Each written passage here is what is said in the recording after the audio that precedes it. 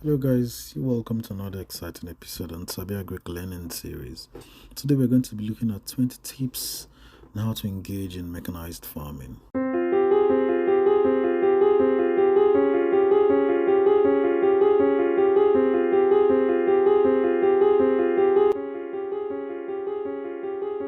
Number one, we're going to look at choosing the right equipment. It's important that you choose the right equipment, from tractors to plows to harvesters. You know, your choice of equipment is very critical. Take for instance, you need a D6 or lower for land clearing, because if you use something higher than a D6, it will result with hard pan, and it will affect the way water flow and air flow through the soil, and this will impact on how you grow, on the productivity of your crops.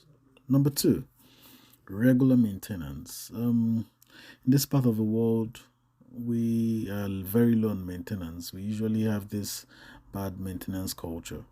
But if you have to engage in mechanized farming, then you have to conduct regular maintenance of the equipment to ensure optimal performance.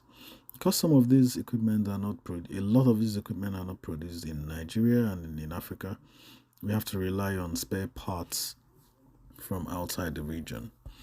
And so if you do not maintain regularly, then you have to always replace the parts, and they're quite expensive.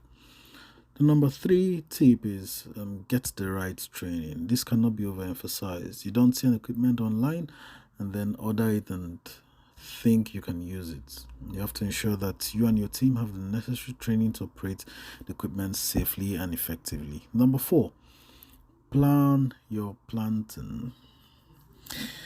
You see, it's important to mechanize your farming, but if you don't plan, like every other thing, you'll plan to fail. If you don't plan well, if you don't also plan early, so plan your planting schedule so that you can make the best use of the equipment. Number five, understand soil conditions. If you understand the soil conditions and then also the weather pattern, this will help you adjust the equipment accordingly to avoid damage. Number six, monitor weather conditions. When you monitor weather conditions, it helps you ensure that you're planting and harvesting at the optimal times. Um, it's advisable to have a smart weather reader or a station. There are quite some of them that are very affordable these days, and it helps you to know when it will rain. Take for instance, you didn't know it was going to rain and you took your tractor out. Or you have this power tiller and you took it out in the rain. Of course, you will incur a lot of damages. Number seven, use proper seed placement. When you use proper seed placement techniques, this will maximize yield. Take for instance in the cultivation of rice, where a lot of farmers still broadcast. When you use planters, this helps you maximize yield. It uses your space in the proper way, and at the end of the day, you'll be happy with the yield. Number eight, proper fertilization. When you use the right fertilizers at the right times, this will promote healthy growth. And there are a lot of implements that can help you fertilize. One of them is the urea deep placement urea applicator. It's used to apply fertilizer in such a way that you don't lose fertilizer. Number nine, to manage pests. You have equipment that can help you, um, apply pesticides and other things you would need to effectively control pests on your farm. Now, it will also help you to know, it will also be important to know that it helps utilize crop rotation.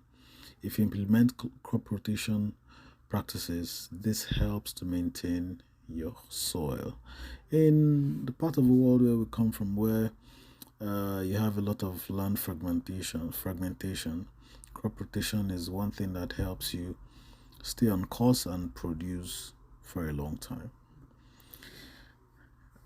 Number 11, keep records.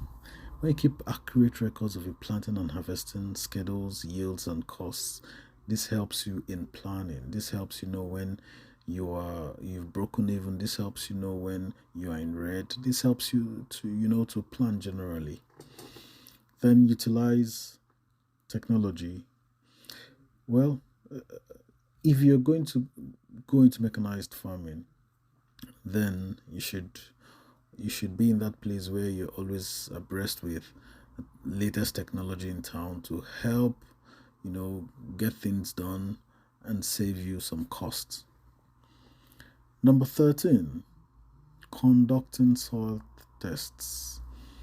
You know, soil tests are like equivalent to health when you go for health checks, when you go for a laboratory test to know why you're feeling the way you feel. So that's what soil tests do for you. Number 14, have you heard about precision agriculture?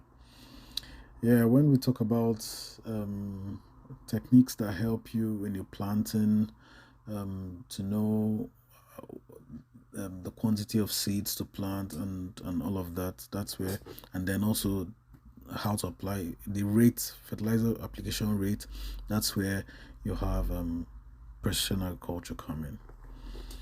Number 15, to manage water usage. Now, if you in the case of rice production, there are a lot of technology that help you because rice is a water loving plant.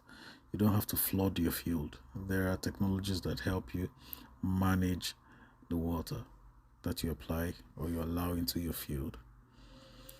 Now, to effectively engage in mechanized farming, you need to hire professionals. This is tip number 16.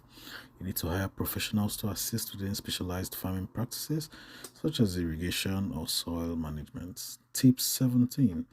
You need to maintain a healthy balance between mechanized and traditional farming practices to preserve soil health.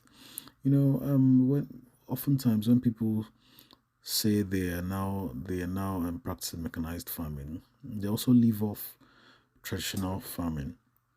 There has to be that balance. There has to be that balance. It helps you maintain and also preserve soil health. Tip 18, implement safety protocol to protect you and your team from accidents and injuries. Um, most of the tractors and other implements, other equipment produced today have safety features in them, and it's important to, in addition to those safety measures, you need to be prepared for the kind of job you want to do. Appropriate personal protective equipment should be used at all times. Tip number 19, monitor market conditions. You need to stay up to date on market conditions and adjust your planting accordingly to maximize profits. And number 20, you need seek support from industries, government, associations, and how to help you navigate the complex world of farming. There are a lot of organizations that provide support to farmers.